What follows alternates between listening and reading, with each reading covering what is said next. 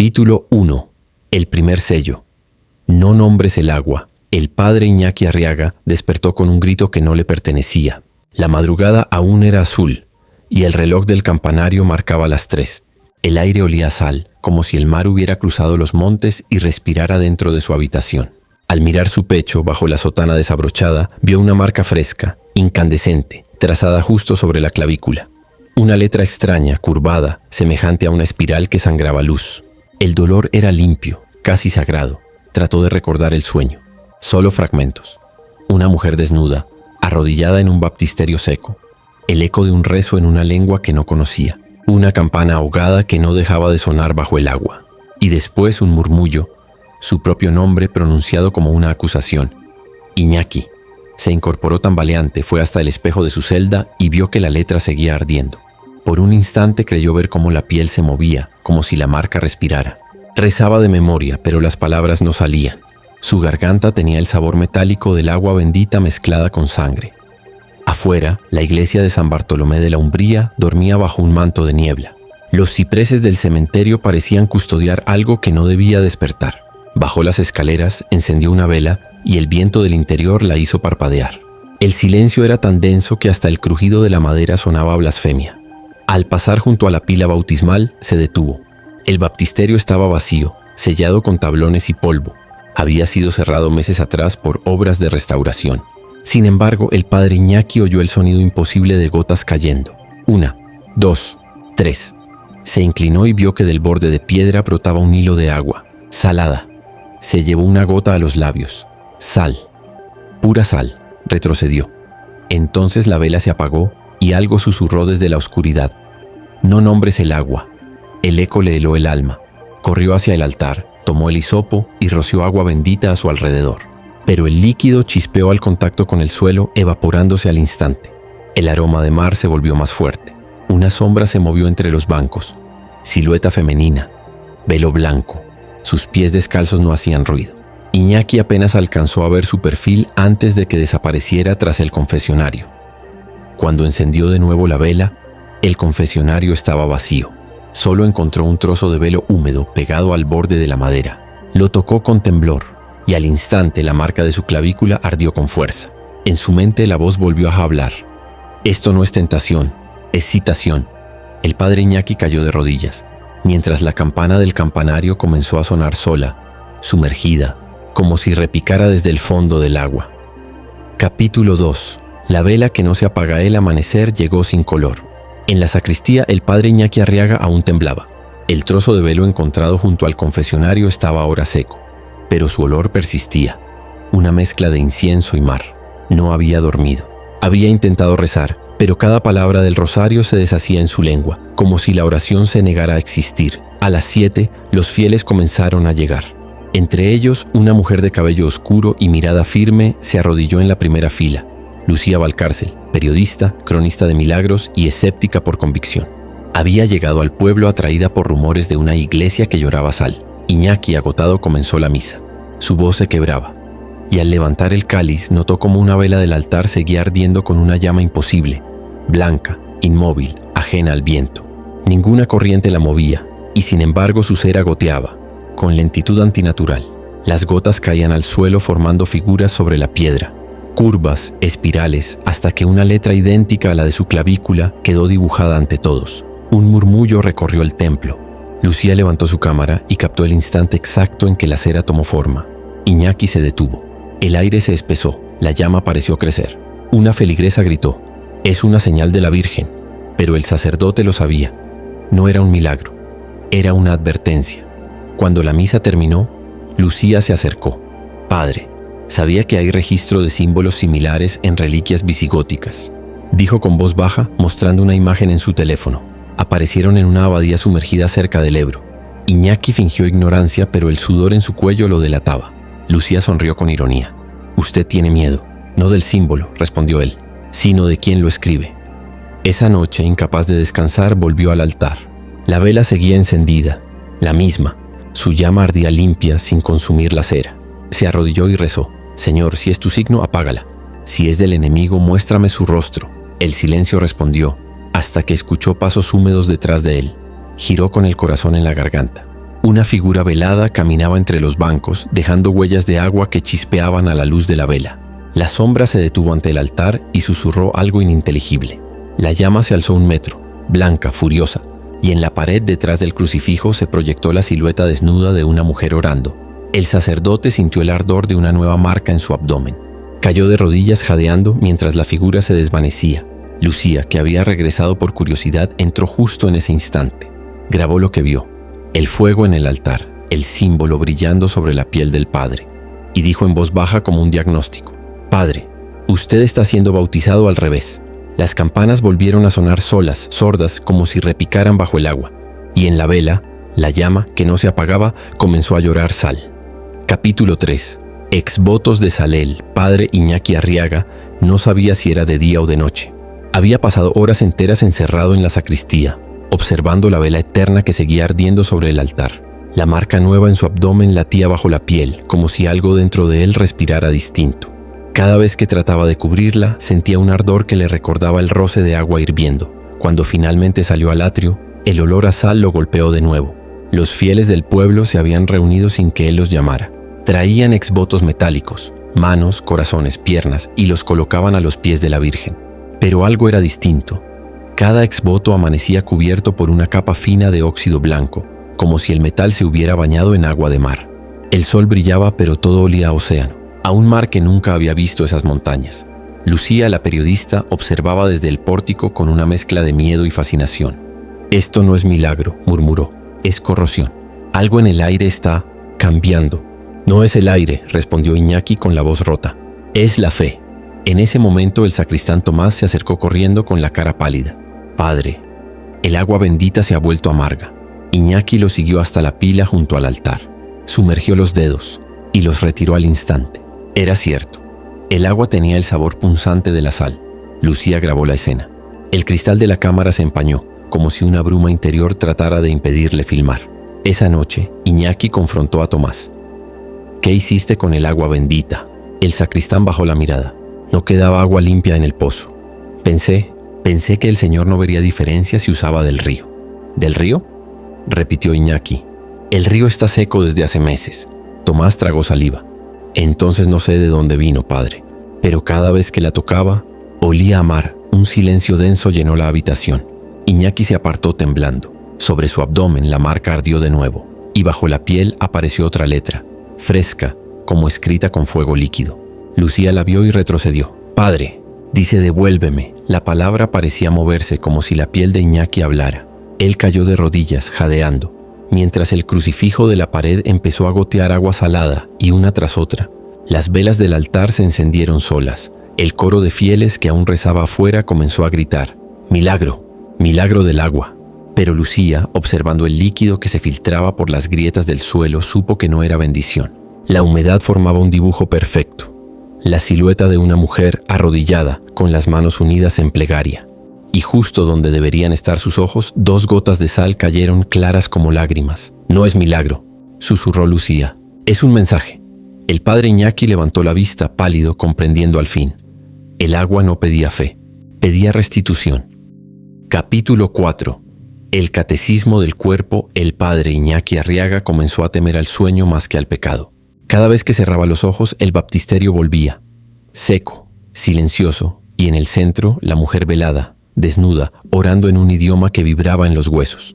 Su voz no era humana, tenía la textura del agua cayendo en piedra hueca. Esta vez, cuando Iñaki intentó hablarle, ella levantó la cabeza. Bajo el velo sus ojos brillaban como 2 gotas de mercurio. «¿Por qué me devuelves lo que nunca fue tuyo?», susurró. Entonces la letra sobre su piel ardió y la escena se deshizo en una marea de sal. Despertó empapado, jadeando con el cuerpo ardiendo. Otra marca, esta justo sobre el corazón. El mismo trazo visigótico, pero la forma parecía una espiral invertida, como si el símbolo tratara de hundirse en su carne. Intentó rezar, pero cada oración lo hacía doler más. Así que decidió exorcizar el sueño. Abrió el armario de reliquias y tomó un frasco de sal exorcizada que llevaba años sin usar. Esparció los cristales sobre su cama y trazó un círculo a su alrededor. «Si esto es prueba, Señor, que el fuego se purifique en tu nombre». Lucía lo observaba desde la puerta, grabando en silencio. El brillo del sudor en su frente, la luz temblorosa de las velas, Por un instante dudó si filmaba a un hombre poseído o a un santo en ruina. Iñaki, eso no es fe, es miedo. El miedo también tiene su catecismo, respondió él. Y el cuerpo es su evangelio. Entonces la temperatura cambió. El aire se volvió pesado y la sal en el suelo comenzó a chispear derritiéndose. Lucía retrocedió horrorizada. Los granos de sal se transformaban en pequeños cristales de sal gema, cortantes, brillando como diamantes húmedos. El círculo se cerró por sí solo, sellando al sacerdote dentro. Iñaki cayó de rodillas. Un temblor recorrió las paredes. Las imágenes de los santos lloraron humedad, y el crucifijo, por un instante, pareció inclinar la cabeza hacia él. Entre el ruido de la madera y el goteo, una voz surgió desde el suelo, profunda, femenina, líquida. El cuerpo recuerda lo que la mente niega. Lucía gritó su nombre, pero no pudo acercarse. El aire entre ellos hervía. Las llamas de las velas se inclinaron hacia el padre como si algo las aspirara. Y entonces toda la sal se fundió en una sola palabra, escrita sobre la piedra: pecado. Iñaki perdió el conocimiento. Lucía lo sacó del círculo y lo recostó, temblando. Cuando abrió los ojos, el sacerdote murmuró entre lágrimas. No era una mujer, era una plegaria con forma de carne. Afuera comenzó a llover por primera vez en meses. Pero el agua no era dulce. Cada gota, al tocar el suelo, dejaba una pequeña mancha blanca. Era sal. Capítulo 5. Inventario de reliquias rotas. El amanecer trajo un silencio inquietante. Las campanas de San Bartolomé no sonaron, y los pájaros que solían posarse en el tejado habían desaparecido. El padre Iñaki Arriaga caminó por la nave central con una vela en la mano, temiendo cada reflejo en los vitrales. Las marcas sobre su piel seguían palpitando, como si la carne llevara su propio pulso aparte del corazón. Cada latido le recordaba una oración olvidada. Lucía, la periodista, lo esperaba en la sacristía. Sobre la mesa había dispuesto un inventario de reliquias: huesos, rosarios, fragmentos de telas y pequeños frascos de vidrio etiquetados con nombres santos. Uno a uno, Iñaki los miraba sin reconocerlos del todo. La iglesia había guardado esos objetos durante décadas, pero nadie sabía ya su origen real. Lucía lo dijo sin rodeos: «Padre, la mayoría de estas reliquias son falsas». «¿Falsas?», repitió el incrédulo. «Sí, el Museo Diocesano las retiró del registro hace años, pero alguien las trajo de vuelta y las hizo pasar por auténticas». El sacerdote sintió un escalofrío. Tomó uno de los frascos con una gota seca de sangre de Santa Pelagia y al acercarlo a la luz, el vidrio se agrietó solo, dejando escapar un olor agrio metálico. Lucía retrocedió. No era sangre, era agua salada. El líquido se evaporó ante sus ojos, dejando sobre la mesa un residuo blanco con forma de letra. Otra más. La misma escritura que marcaba la piel del padre. «Alguien está jugando con la fe», susurró Lucía. «No», respondió él con la voz casi rota. «La fe está cobrando cuentas». En ese momento una figura entró sin hacer ruido. Sor Eulalia, la monja ciega del convento vecino. Sus ojos velados por cataratas parecían ver más de lo que admitía. «Padre, las reliquias gritan», dijo ella tocando cada objeto con sus dedos gastados. «No piden adoración, piden descanso». Sus manos temblaban, pero cuando llegó al último relicario se detuvo. «Esta no pertenece aquí». Era una cruz pequeña, de madera carcomida, envuelta en un trozo de lino. Al abrirla, encontraron una inscripción grabada: «No compres». Lucía tragó saliva. «Iñaki, esto no es una advertencia contra el dinero, es contra la redención falsa». Él asintió, sintiendo que algo dentro de su pecho se endurecía. En el crucifijo del altar, una gota de agua comenzó a descender por el cuerpo de Cristo como una lágrima, y luego otra, y otra, hasta que el suelo quedó cubierto por un delgado manto de humedad con olor a océano. Sor Eulalia cayó de rodillas, murmurando un rezo antiguo. Lucía, con la cámara temblando entre sus manos, grabó el instante exacto en que las reliquias empezaron a deshacerse como sal al fuego. La cruz, los huesos, los rosarios, todo se pulverizaba en un brillo blanco, dejando sobre la mesa un solo mensaje quemado en el mantel: «El templo se compra con culpa». El padre Iñaki retrocedió, con los ojos llenos de lágrimas y miedo, porque por primera vez entendió que las marcas en su cuerpo no eran castigo, eran recibos, y alguien, o algo, estaba reclamando el pago. Capítulo 6. Procesión bajo tierra. El suelo de San Bartolomé de la Umbría tembló esa madrugada. Primero fue un suspiro, apenas un crujido bajo las losas del templo, pero pronto el eco se volvió un lamento profundo, como si la tierra rezara desde sus entrañas. El padre Iñaki Arriaga y Lucía Valcárcel bajaron al sótano, siguiendo el sonido húmedo que subía por los muros. Las paredes rezumaban agua. y en medio del pasillo, bajo las escaleras del altar, se había abierto una grieta, un corredor oscuro que olía a sal y a fe podrida. Aquí no había nada, susurró Lucía. He visto los planos del templo. Nada que los hombres recuerden, respondió Iñaki. Entraron. El aire era denso, tibio, y cada paso hacía resonar el eco de los siglos. Las llamas de las velas vacilaban como si el aire respirara por ellas. Al avanzar, descubrieron lo imposible. Una cripta, un baptisterio subterráneo, gemelo exacto del que se hallaba clausurado arriba. La pila seca estaba cubierta de polvo blanco y en su centro una figura femenina de piedra arrodillada, sin rostro. Sobre el pecho una inscripción corroída, Inmersión.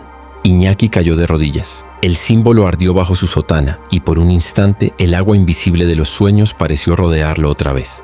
Lucía grababa con las manos temblorosas, intentando mantener la cámara firme, pero el objetivo se empañaba, como si una bruma interior la invadiera. «Mira», dijo ella, «las paredes».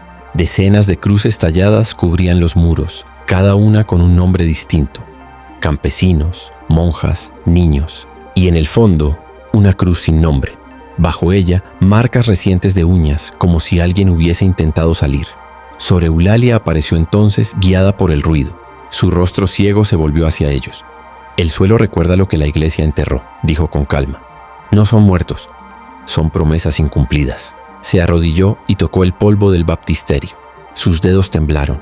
Aquí bautizaron sin agua. Con sal de pronto un estruendo sacudió la cripta. Las paredes lloraron un líquido espeso, oscuro que olía a hierro. Lucía gritó. La estatua sin rostro empezó a agrietarse y del interior brotó agua cristalina, dulce, que llenó lentamente la pila. Iñaki extendió las manos para detenerla, pero el líquido lo rozó y su piel comenzó a arder. Las letras de su cuerpo resplandecieron bajo la sotana, como si respondieran a esa agua con furia. «Padre», gritó Lucía, «salga». Pero él no podía moverse. El agua se arremolinaba a su alrededor, dibujando formas de mujeres rezando. Y entonces lo escuchó. Una voz, la misma del sueño, que emergía de la pila llena. «Devuélveme la inmersión». El sacerdote retrocedió jadeando. La estatua se desmoronó. Y en su lugar, sobre el agua ahora inmóvil, flotaba un velo blanco. El mismo. El de la mujer del sueño. Iñaki lo tomó con manos temblorosas. Estaba empapado pero no goteaba, y al desplegarlo vio escrita en sangre seca una frase que lo atravesó como un rayo. «Yo también fui tu fiel». Lucía, horrorizada, levantó la cámara justo cuando las campanas sonaron desde el techo del templo, amortiguadas como si repicaran bajo el agua. Capítulo 7. La penitencia del sacristán. La lluvia había cesado, pero el aire aún olía a tierra abierta y a óxido. El padre Iñaki Arriaga caminaba por el atrio con paso incierto, como un penitente que no sabe si regresa del infierno o se dirige a él. El baptisterio subterráneo seguía goteando, y cada gota que caía resonaba como una cuenta del rosario quebrada. Lucía permanecía en silencio, con la cámara en la mano, temiendo que grabar fuera una forma de profanar. Esa mañana Tomás, el sacristán, no apareció. Era la primera vez en 20 años que no abría las puertas del templo al alba. Iñaki fue a buscarlo. Lo encontró en el pequeño cuarto detrás del campanario, rodeado de cilicios y látigos improvisados. Su espalda sangraba en líneas paralelas, limpias, simétricas. En la pared, escrita con su propia sangre, una frase temblaba aún húmeda. «Yo peco por él». Tomás alzó la vista al verlo. «Padre», dijo con un hilo de voz, «usted no debe cargar solo». «¿Qué hiciste?», preguntó Iñaki con el alma desgarrada. «La marca, esa que lleva en el pecho, es mía también». Y se golpeó el corazón con el puño mientras un sollozo le rompía el cuerpo. Lucía llegó justo entonces y vio la escena. «Dios mío». «No, hija», respondió Tomás con una sonrisa triste. «Dios no está aquí. Solo sus errores». Iñaki lo abrazó, intentando detener el sangrado. Pero al contacto, una nueva marca se encendió en el costado del sacerdote, brillante, como si hubiera absorbido la culpa del sacristán. El aire se llenó de olor a sal. La cruz en la pared se inclinó con un crujido. Tomás murmuró: «La fiel del sueño». «Era real, padre». Iñaki se estremeció. «¿Cómo sabes eso?». «La vi, en el baptisterio viejo, antes de sellarlo». «Eso fue hace años», dijo Lucía. «Sí». Ella venía de noche, rezaba desnuda frente al agua seca. Decía que la pureza solo existe cuando la carne se confiesa sin palabras. «¿Y qué hiciste?», susurró Iñaki temiendo la respuesta. «Nada», dijo Tomás, «solo miré». «Pero los ojos también pecan, ¿verdad, padre?». El silencio fue una herida abierta. Afuera, una ráfaga de viento hizo sonar las campanas. Tomás se arrodilló ante el crucifijo y comenzó a rezar con una voz ronca, casi animal. Cada palabra parecía arrancarle un trozo de alma. De repente el suelo vibró. El agua del baptisterio subterráneo empezó a subir por las grietas del suelo, goteando desde el techo como lágrimas inversas. Lucía levantó la cámara. El líquido formaba figuras, sombras que se movían entre los bancos. Y entonces Tomás se desplomó, exánime. En su pecho una marca idéntica a las de Iñaki resplandecía, fresca, viva. El sacerdote cayó de rodillas junto a él. Lucía lo vio levantar la mirada con los ojos llenos de lágrimas. No fue un sueño, susurró. Fue una confesión compartida. Sobre la frente de Tomás, el agua que caía desde el techo dibujó lentamente una palabra antes de evaporarse. Testigo. El sonido de las campanas se transformó en un gemido grave, profundo, como si la iglesia entera estuviera rezando por los pecadores que aún respiraban. Capítulo 8. La lengua de las marcas El. Amanecer se filtraba débilmente entre los vitrales rotos, teñido de un rojo pálido casi enfermizo. El cuerpo de Tomás yacía sobre el suelo frío del templo, con la palabra testigo aún marcada en la frente como una bendición torcida. El padre Iñaki Arriaga, exhausto, tenía las manos manchadas de sangre seca y sal. A su alrededor, el aire estaba cargado de un olor dulce y antiguo, como incienso mojado.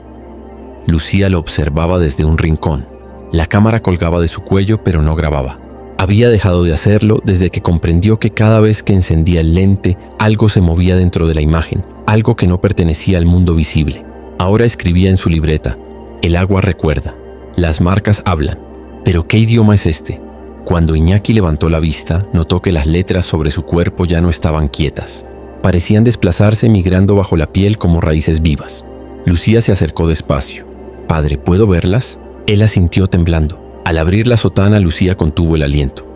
Las marcas formaban líneas, un patrón reconocible. Sacó un papel y las copió una a una. Eran símbolos visigóticos, sí, pero ordenados de una forma extraña, con ritmo, casi como si fuesen versos. Esa tarde llevaron las anotaciones a Sor Eulalia, que los esperaba en el convento. La monja, ciega pero lúcida, pasó los dedos sobre las letras trazadas en el papel. «No son heridas», dijo con voz baja. «Son salmos». «¿Salmos?», preguntó Lucía. «De la liturgia mozárabe. Textos que se usaban para bendecir el mar y para pedir lluvia.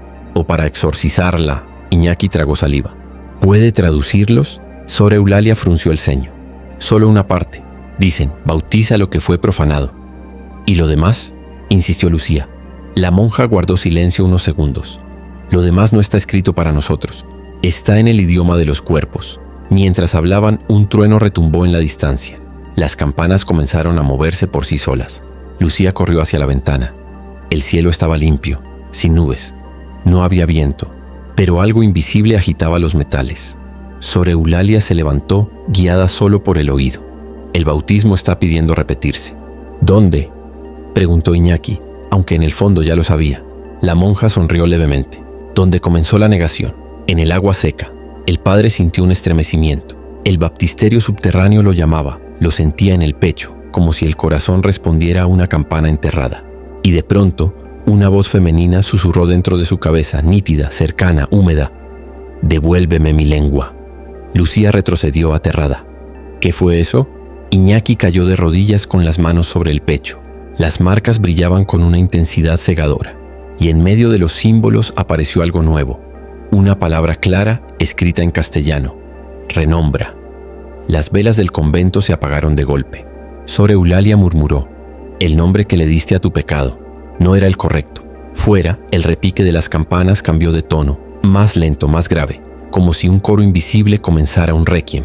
Lucía se llevó la mano al cuello y sintió frío, muy frío, como si el aire mismo la señalara. Y entonces, desde el suelo húmedo, una voz, la misma voz del sueño, habló por última vez esa noche. «Cuando el cuerpo recuerde su nombre verdadero, el agua volverá a ser dulce». Capítulo 9. El falso milagro verdadero. El amanecer llegó cubierto de un resplandor imposible. La piedra del templo parecía transpirar luz, como si bajo la cal viva algo se agitara, despertando. El padre Iñaki Arriaga no había dormido en 3 días.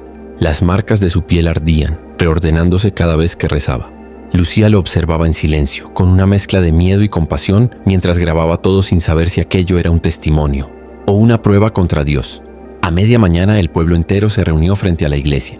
El monseñor Valerio había llegado desde Burgos con una sonrisa tan pulida como el oro de su anillo. Traía cámaras, peregrinos y periodistas. Anunció que San Bartolomé sería escenario de un milagro verificado por la diócesis. Una estatua de la Virgen que lloraba agua. Lucía lo miró con rabia contenida. «Eso no es un milagro, es un montaje», susurró al padre Iñaki. «Tal vez», respondió él, «pero los falsos milagros atraen almas verdaderas». La ceremonia comenzó. Valerio elevó su voz entre incienso y aplausos. La estatua, una figura de yeso con el rostro suave y vacío, fue colocada sobre el altar mayor. Los fieles lloraban, los flashes brillaban y entonces sucedió primero una gota, después dos, luego un torrente. La Virgen empezó a llorar agua, pero no era el agua del pozo ni del río, era agua viva, transparente, con olor a mar. Y al caer sobre la piedra, las gotas dibujaron letras que Iñaki reconoció al instante. Eran las mismas que tenía grabadas en la piel. Lucía apuntó la cámara, pero el lente se nubló, como si una niebla interna quisiera impedirle grabar. Valerio extendió las manos, fingiendo sorpresa, aunque sus ojos traicionaban un brillo calculado. «Milagro», clamó. «El cielo ha respondido». Los fieles cayeron de rodillas llorando, pero Iñaki vio algo que nadie más vio. El agua que caía del rostro de la Virgen no se mezclaba con la tierra. Se deslizaba por el suelo, formando una corriente que avanzaba hacia el baptisterio subterráneo. Guiado por un impulso más fuerte que la razón, el sacerdote siguió el hilo líquido hasta la cripta. Lucía corrió tras él. Allí abajo el baptisterio volvía a llenarse lentamente con el mismo agua que fluía desde la estatua. Sobre la superficie se reflejaba el techo agrietado del templo. Y algo más, una figura femenina velada rezando en silencio. «No es un milagro falso», murmuró Iñaki temblando. «¿Entonces qué es?», preguntó Lucía. «Es una restitución». En ese momento la voz volvió a resonar, suave y honda desde el agua. «Restaura». La palabra flotó sobre el líquido, escrita con luz. Lucía cayó de rodillas, llorando sin entender por qué. Y cuando Iñaki sumergió su mano, la marca de su pecho se apagó por primera vez, dejando solo una cicatriz blanca en forma de cruz torcida. El agua seguía subiendo. Las campanas repicaban, lentas, graves, como si una misa antigua renaciera desde el fondo del tiempo. Arriba Valerio sonreía ante las cámaras, sin saber que el milagro que había fingido había cobrado vida propia. Capítulo 10. El bautismo imposible. La madrugada cayó sobre San Bartolomé de la Umbría como una respiración contenida. El templo estaba vacío, pero el aire aún vibraba con el eco de las campanas del milagro. El padre Iñaki Arriaga caminaba descalzo sobre el suelo húmedo. El agua se filtraba por las grietas, siguiendo un orden invisible, como si el templo entero se preparara para un nuevo rito. Lucía lo acompañaba en silencio, grabadora en mano, sabiendo que lo que estaba por suceder no debía documentarse. Pero tampoco olvidarse bajaron al baptisterio subterráneo. El agua seguía allí, calma, luminosa, con una claridad sobrenatural. En su superficie flotaba el velo blanco, el mismo que Iñaki había encontrado días atrás, pero ahora parecía moverse por sí solo, girando lentamente, como una luna líquida. «No hay sacerdotes vivos que puedan celebrar un bautismo como este», murmuró Iñaki mirando el agua.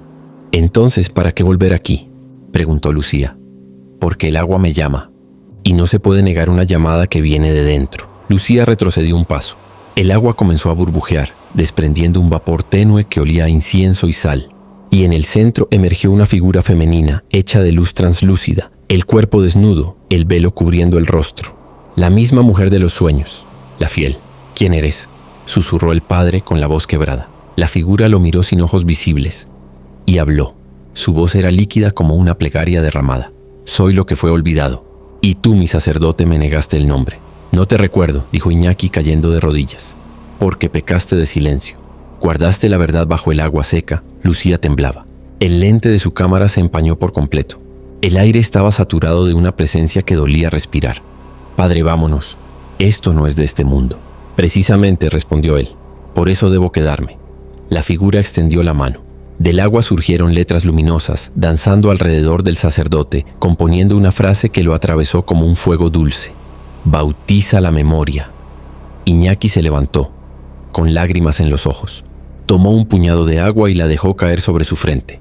El contacto fue inmediato, brutal. Un rugido recorrió la cripta. El agua se volvió sal al instante, cristalizándose en miles de fragmentos que cortaron su piel.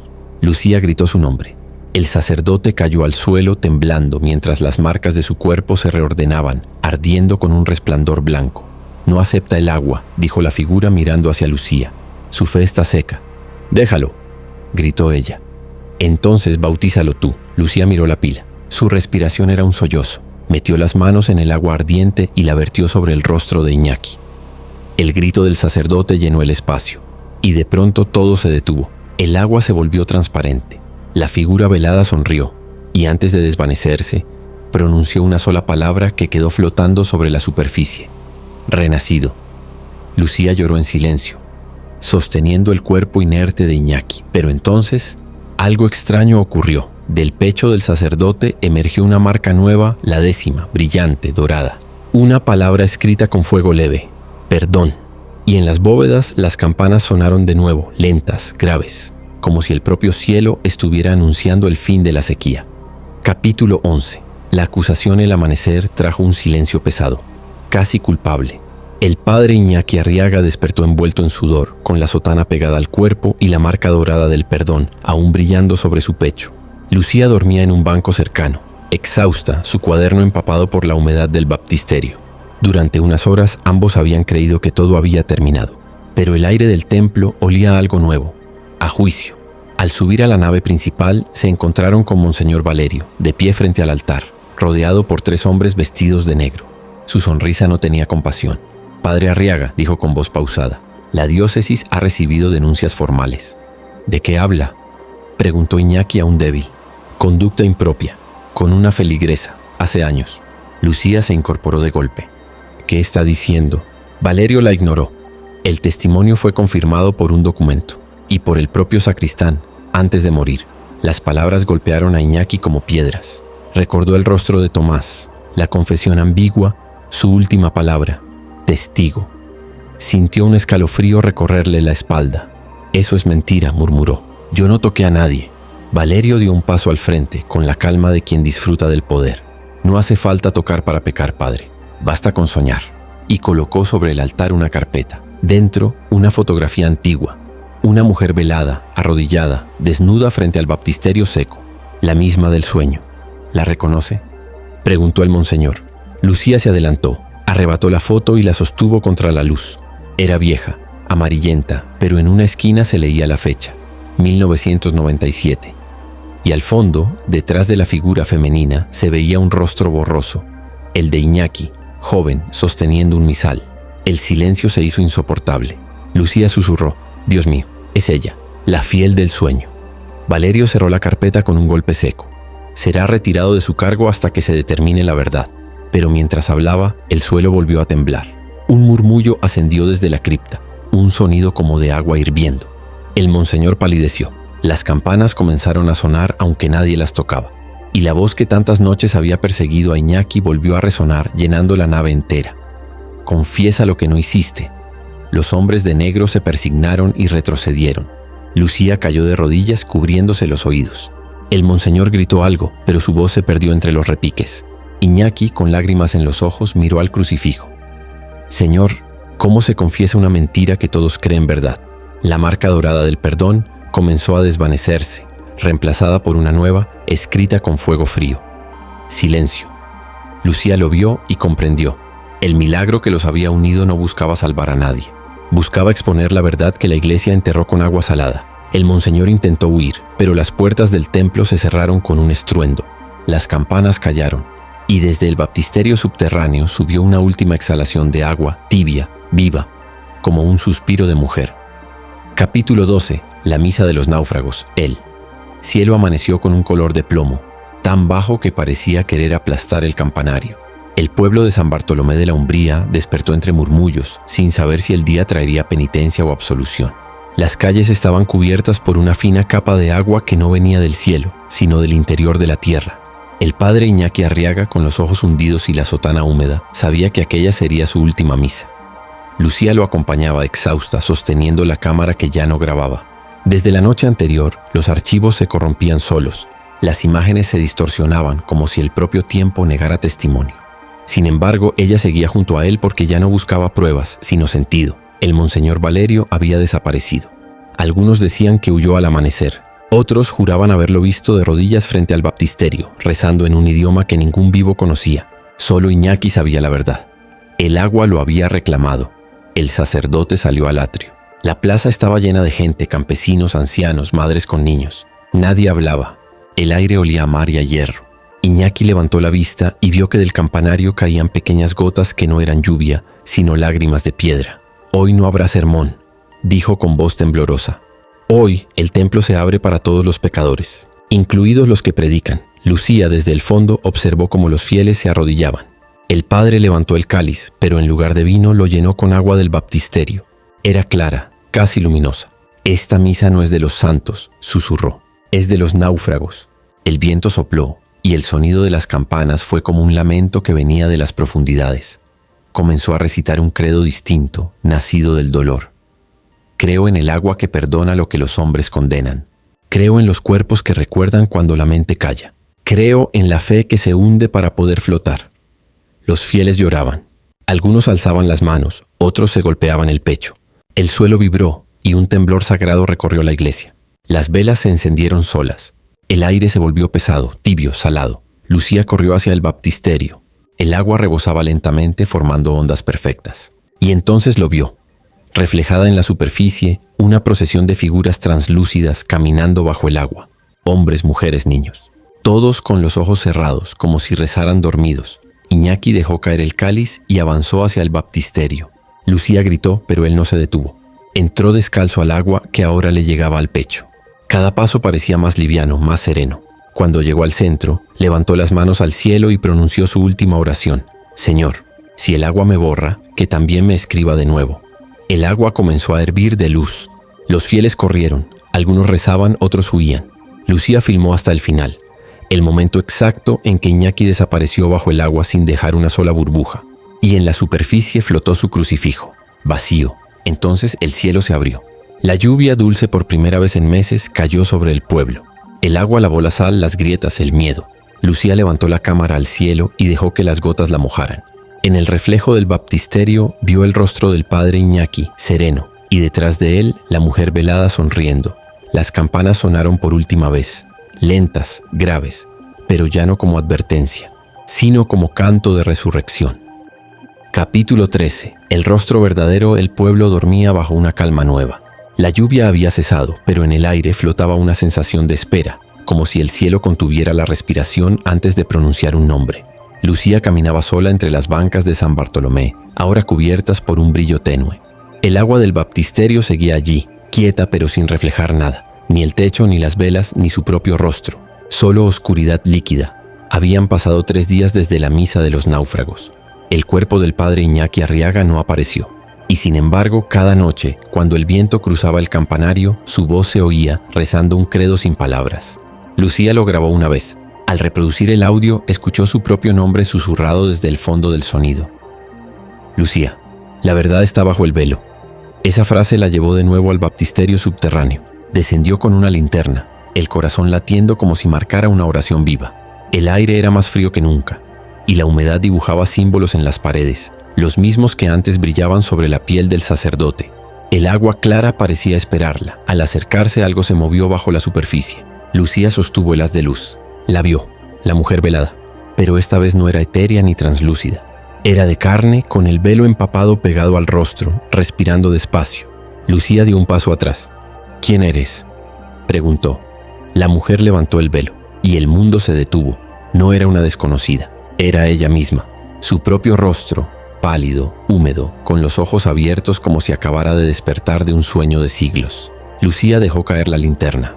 La luz giró temblando hasta iluminar su reflejo duplicado en el agua. 2 Lucías, 2 almas, una viva y otra anclada en el bautismo de la mentira. La voz surgió entonces del agua, no desde afuera sino desde dentro de ella. «Tú fuiste la fiel». Lucía negó con la cabeza llorando. «No, yo no existía entonces. No en cuerpo, pero sí en memoria. La fe no olvida a quien la profanó ni a quien la amó». El agua comenzó a hervir. Del fondo emergieron las sombras de todos los que habían sido tocados por las marcas. Tomás, Sor Eulalia, el propio Iñaki. Lucía comprendió la verdad que había estado evitando. Ella era el eco del pecado y de la redención al mismo tiempo, el rostro que el sacerdote nunca se atrevió a mirar directamente. El alma de la mujer velada había renacido en ella buscando cerrar el ciclo. Cayó de rodillas. ¿Qué quieres de mí? La voz respondió, serena, dulce como una plegaria final. Verte, sin fe, sin culpa, sin nombre. Lucía se quitó el velo que cubría su cabeza desde el bautismo, sin recordar cuándo se lo había puesto. Al hacerlo, la superficie del agua se volvió espejo, y allí, reflejado junto a su imagen, apareció el rostro del padre Iñaki, sonriendo con una paz que nunca tuvo en vida. El agua comenzó a ascender, lenta, hasta tocar sus manos. Lucía la sintió tibia, casi maternal, y entonces supo que el milagro no era de agua ni de fuego, sino de reconocimiento. El templo entero vibró. Las campanas repicaron por sí solas, pero su sonido ya no era lúgubre. Era música pura, de bienvenida. La figura del padre Iñaki se desvaneció en el reflejo, y sobre la superficie quedó escrita una última palabra, luminosa, flotando entre los ecos. Completado. Lucía sonrió entre lágrimas. El velo cayó al suelo, seco por primera vez, y en ese instante comprendió que la fe no es ver a Dios, sino atreverse a mirarse cuando Él te mira. Capítulo 14. Última inmersión. El amanecer se levantó sin color, envuelto en una neblina que parecía venir del interior del templo. San Bartolomé de la Umbría ya no era una iglesia, era una herida abierta entre el cielo y la tierra. Lucía caminaba descalza por la nave central, siguiendo el murmullo del agua que subía lentamente desde las grietas del suelo. En cada gota que caía podía oírse un nombre, un suspiro, una confesión. Era como si el alma de todo el pueblo respirara a través del agua. Los fieles comenzaron a llegar en silencio. Viejos, niños, madres, campesinos. Nadie hablaba. Venían atraídos por algo que no podían explicar. Una voz interior que los convocaba al baptisterio subterráneo. Lucía los observaba bajar uno a uno con los ojos fijos, dóciles, hipnotizados por la promesa de redención. Cuando el último entró, las campanas sonaron por sí solas, graves, lentas, y el aire se volvió pesado, denso como incienso antiguo. Lucía supo entonces que había llegado la hora. Bajó las escaleras con el corazón acelerado. El agua del baptisterio cubría ya media cripta. Flotaban velas encendidas, coronas de sal, crucifijos oxidados. Y sobre el espejo líquido, el reflejo del padre Iñaki Arriaga, esperándola. No era cuerpo ni sombra, sino algo intermedio.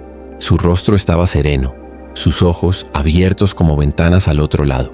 Lucía, dijo con voz que no pertenecía al aire, la inmersión final no es para mí, es para todos. ¿Qué quieres que haga?, susurró ella.